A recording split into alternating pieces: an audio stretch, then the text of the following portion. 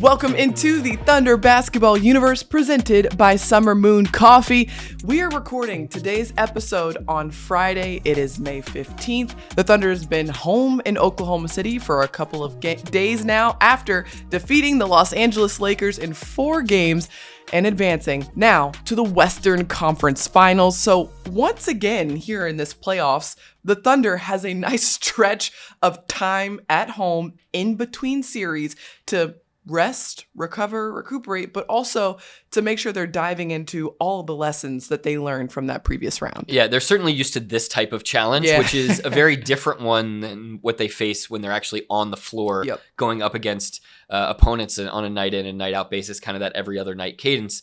This is a massive test of discipline, of focus, of maintaining their bodies, their minds, all of that, trying to stay sharp when they don't even have a set opponent out in front of them right now. So this is a massive test of OKC's, focus, maturity, professional habits, all of that stuff. Yeah. This is a team that has shown over the course of time, despite still being one of the youngest teams in the NBA, that it's great at this stuff, but it's still a challenge nonetheless. And you've brought this up historically, only 2 teams that you can prepare for at this point. So it's a nice situation for the Thunder where at this point of us recording this, we are awaiting the winner of the Minnesota and San Antonio series. That game 6 is actually going to be happening tonight. So depending on when you hear this, you probably know the answer to this, but we're still awaiting to see, and the Thunder are still awaiting at this point as well. So not only are they looking at, what things might look like against Minnesota, what things might look like against San Antonio, they're also focusing on themselves, to your point, really making sure that they're ready identity-wise, habit-wise, going into the Western Conference Finals for the 6th time in 18 seasons. It's unbelievable to be Talk at that about stage. Sustained success for this team and this organization. Yeah, and I've been extremely blessed to been on the ride for almost all of those. Yeah. And each one has its own flavor and own way of kind of coming about. These things are so rare and so fleeting that you can't take any of it for granted, and you have to really hold on precious to these opportunities. There's nothing ever that guarantees you that you get to be one of the best 4 teams in the NBA at the end of the year, one of the last 4 standing, I should say. And there's no guarantee that you'll get it the next year or a year after that. And all you want to do, you hear so many people across the league who have experience in this. Oftentimes they say, all you want to do, your goal, just give yourself a chance to be in that Final 4. Yep. From there on out, there's no controlling it from there. But if you can get to that point, you've done your job. The Thunder has done a fantastic job throughout the course of this playoffs to get themselves to this point.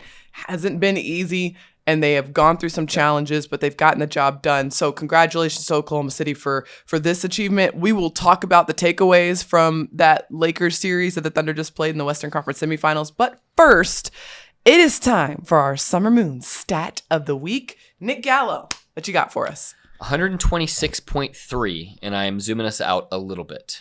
Okay, so this is a collective number over the course of the playoffs? Yes. Okay. It's feeling offensive rating. You got it. Exactly. Oh my goodness. First try. Yeah, nicely done. Thank you. Back from well, I mean, we should mention that Paris has been doing a second job here this week. Amazing congratulations to you for your work on USA Network, covering the WNBA, 2 great games that she covered out in Los Angeles. And the timing just worked out perfectly. You did what, 4 games in 4 nights? 4 games in 5 nights. 5 nights? Yeah, a whole lot of basketball. Yeah. Paris is on a regular season schedule. Yeah, exactly. We're in the playoff schedule. This is the Thunder's offensive rating in the playoffs, 126.3. Amazingly, that is up from where it was in the regular season, 117. Only 2 teams in the NBA playoffs so far have seen an increase in their offensive rating during the playoffs in comparison to their regular season numbers. That's the Thunder and the Knicks. Yeah. Both teams that just took care of business in sweeps in the second round. I think it's remarkable because, the trend, of course, you're playing against better defenses when the caliber of opponent goes up in the playoffs. And the trend we see, for the most part, is that those ratings go down, that offense is harder to come by. It's been extremely impressive that the Thunder's offense has gone to another level. It's a really good point because, to your point, in the playoffs, this is where teams learn you, they learn your style, and they scheme specifically to try to slow you down. This Lakers series is a good example of that. They threw a lot of different coverages the Thunder's way in terms of the aggressive double teams on SGA, just trying to remove him from the equation. The fact that the Thunder still very seamlessly was able to flow throughout their offense, go to multiple options throughout the offensive side of the floor, and still be productive at a high level, a higher level than they were during the regular season, that says so much about this team. Yeah, and this is something that the Thunder's definitely focused on. Shea has talked about over the last, not just last year, but the last maybe 3 or 4 seasons, is how does he amp up his production as a playmaker for this team in the playoffs? Because we know that those defenses are different. We did not, not to make, comparisons, because nothing is apples to apples, but I think when Shea earlier this year talked to us about him feeling like the Thunder didn't play its best basketball in the playoffs last season, despite winning the NBA championship, this is what he's talking about. I think he's talking about the offense maybe not being as sharp, as crisp, as highly efficient as it could have been last year in the playoffs. It certainly has been that so far in this first 2 rounds. Sticking with Shea for a second, just because I found it remarkable the fact that he didn't press a lot. It didn't feel, he was just kind of, when he says he's taking what the defense gives him, that's exactly what we saw. The defense is sending 2 his way, and they are hyper aggressive and trying to eliminate him from the offensive side of the floor. He didn't really fight it. He just kind of flowed within the offense, and we saw other guys take advantage of that. Guys like Ajay Mitchell and Isaiah Hartenstein, Chet Holmgren, really working off of that very well. And flowing into some really good offense. And so I think the fact that there wasn't a ton of fight and, aggressively trying to break through the double teams or shake free of them, it was really okay, well, we'll just play 4 on 5. 3 or 4 on 3 on the back end over here and get an easy bucket. And that's what the Thunder did. It was really, really cool to see that mentality throughout the game of just being adaptable and taking what the defense gives. It reminds me of something that I'm going to ask Mark Daigneault about today at practice, and something that Mark has talked about in the past. He always references Tom Brady and the way that Tom Brady used to sort of just manage the game down the stretch, and wasn't trying to make home run plays every time. He was just taking what the defense was providing to him. And he always talks about in Tom Brady in the Patriots' first Super Bowl win. They're playing against the Rams. They have, a minute left to get the ball downfield to try to kick a field goal and win the game. And every possession, Tom Brady is just a little dink pass, little dump down pass, little 10-yard pass, and just hyper efficient, but getting the job done. No flashy play, not throwing a Hail Mary. And I just wonder if Mark maybe saw any of that from Shea in that, especially in that game 4. Where Shea did get a little bit more loose offensively. He had 35 points, but it was almost like the previous 3 games and just how steadily he played through that set him up for the fantastic finish when he needed to go make the one really fantastic pass late, or the one fantastic shot late on that sidestep 3 at the top of the left wing. So to stack a baseball analogy on top of your football analogy, just hitting singles. For sure. Just keeping the ball in play and making sure that you're keeping moving forward. Doesn't have to always be a home run play, but it sets yourself up so when the time does come, you can make the big play and make it happen. We promise this is a basketball podcast. Okay. It is time for my stat of the week. Yours was really good, by the way. That was a really good point. Okay. Mine, 63. All right, I got a lot of different guesses here. Is this the number of points that Jared McCain has scored so far in the playoffs? You were you're right on it. You're right on it. Okay. You're right on it. That is the right player, wrong stat. Right player, wrong stat. 63%? Correct. That's his percentage? Okay. Correct. That's what okay. Wow. Right. From the 3-point line or overall? Okay. 3-point line. Right. Great job, nice. Gallo. Okay. That was really good because I just put 63. I didn't put 63%. So it could have been a lot of different things. We're on it today. Despite being apart for a few days, you and I are locked in. No, he walked into the room and I was like, I feel like I haven't seen you in a year. It's been 3 days, literally. So Jared McCain, as we saw in this Western Conference semifinals, shot the absolute lights out from behind the 3-point line. came into the game, shot it with confidence, and was immediately impactful when he checked into the game. I put 63% in here because it's one thing for Jared to come in and, have a good game in game 1, and then maybe, 1 for 5 in game 2, or just, but the consistency. It was relentless. It was relentless. Yeah. And it wasn't just like, a couple of threes in the first quarter. No, these were like big moment 3-pointers. Yeah.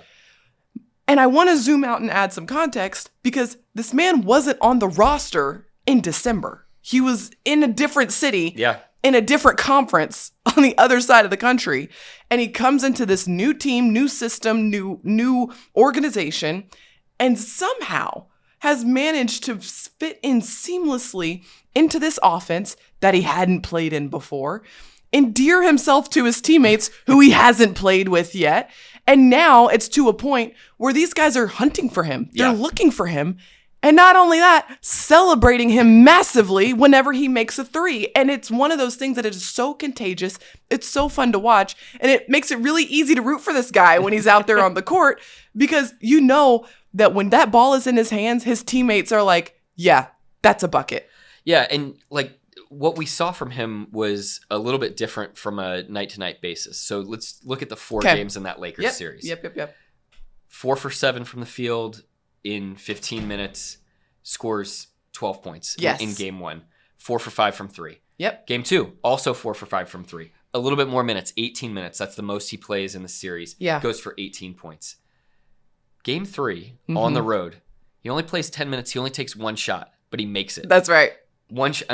So you can play him shorter minutes. Yeah. You can maybe highlight him a little bit less. Mm-hmm. Still able to be, out there and effective. And then game 4 brings it home. He's got 13 points, a little bit less efficient, 3 of 8 from 3. Yep. But look, 38% from 3 brought his shooting percentage down like in half. Basically, literally like that from 38% from 3, 68 to 63, like something amazing. Like that. Yeah. So he goes 4 for 5, 4 for 5, 1 for 1, and 3 for 8, and he does it in different levels of minutes. And like you said, this is a guy not only who wasn't on the team, he's never played in the playoffs before. Never played in the playoffs. And this is a bigger example of something that's been really impressive with Jared, and something that Coach Dagnall has given him a lot of credit for, is there's a really fine line between going out and playing confidently, playing aggressively, finding and hunting your looks, and going out there and playing outside of the team concept. Yeah. Jared, from the second that he got here and put on that Thunder uniform, has been able to walk that line almost perfectly to make sure that he's getting his looks, shooting it with confidence, not hesitating when the ball's in his hand, but not stepping outside of what the Thunder's asking him to do. And I think it would be really easy for a guy like Jared, who's in his second season, and playing in his first playoff series or first playoff experience, to want to prove yourself, to want to be like, look, I can do this. Look at what I am capable of doing. And that's not what we're seeing at all. Or an instinct would be, I definitely don't want to have that moment that all of us have witnessed at some point in an NBA game, where a guy takes, 2 ill-advised shots that are not really within the rhythm of the team, is pressing it a little bit too much. And you can even you can feel it in the crowd, and you can even sometimes sense it from the other guys on the team. Yeah. That's like, whoa, buddy, like, take a chill pill. Yes. Exactly. And we have not had any of those moments. That everything's cool when the guys can joke about it. And so when Chet Holmgren gets asked about Jared McCain, and he goes, hey man, we know when he goes in there, it's going up. Yeah. Like, if they were like worried about the number of shots he was taking, they would not be joking about it. There would not be jokes flying around in the post-game press conference. Exactly. About it. So, they feel great about the shots that he's taking and getting, and how confident he is. And as Shea said the other night, he's not a shooter. Yeah. He's a 3-level scorer. He is a straight up scorer of the basketball. Yeah. And with no J-Dub the last couple rounds, like, they've needed that influx of perimeter playmaking and that threat. You just got to tip your hat again to the Thunder front office and Sam Presti. What a trade. What a trade to have that guy in the boat for this. And he's been, feet in the circle, as they say. Yeah, and credit to Jared for rising to the occasion when it's asked of him. All right, let's move on here to some takeaways from this series against the Lakers. So the Thunder, as we mentioned, 4-0 against the Lakers in the Western Conference semifinals, similar to the Phoenix series. Don't take that at face value as this was an easy stretch for Oklahoma City. You're going up against a veteran Lakers team with a great coach in JJ Redick and a all-timer in LeBron James, not to be taken lightly by any stretch. Yes, they were without Luka Doncic for the entirety of this series, but this was something that the Thunder really had to tap into, that critical thinking of how to adapt throughout a series. They feel like they're a better team now than they were at the start of it because of everything that they went through. We touched on one of them, the fact that the Lakers threw a lot of different coverages. JJ Redick very smart in his defensive attacks against Oklahoma City. And Game 4, in particular, that was the first clutch game of the postseason for Oklahoma City. And I thought it was a really good test for the Thunder to make sure, A, you're closing out a series on the road, hardest thing to do in basketball, but also you're going up against a team that has seen you now 3 times and is scheming against you.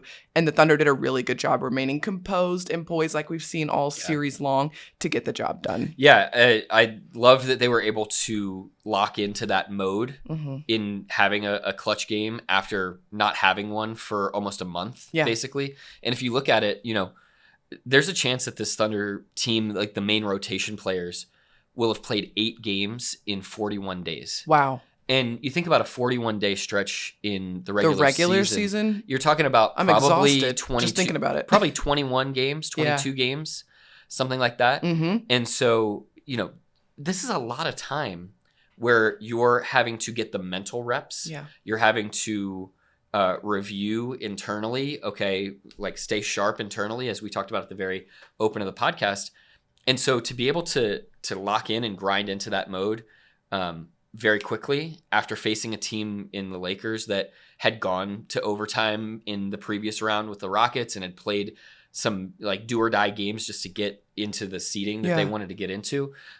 Pretty amazing stuff that the Thunder was able to just snap in without one of its key playmakers and go get the job done. And there are a couple of guys that I want to touch on real quick just from this series in particular, one of which, Chet Holmgren. I mean, throughout the course of this entire playoffs, he has been playing extremely well. But I think the most impressive thing to me is the growth that we've seen from him from this time last year to now. And the consistency, the efficiency with which he's playing, and how he's able to score the ball, but also play off of Isaiah Hartenstein. That chemistry has grown even more. I mean, he had 16 and 9 on 6 of 9 in Game 4. That a closeout game in clutch time. What have you seen from Chet? I've just seen remarkable efficiency and poise within his game.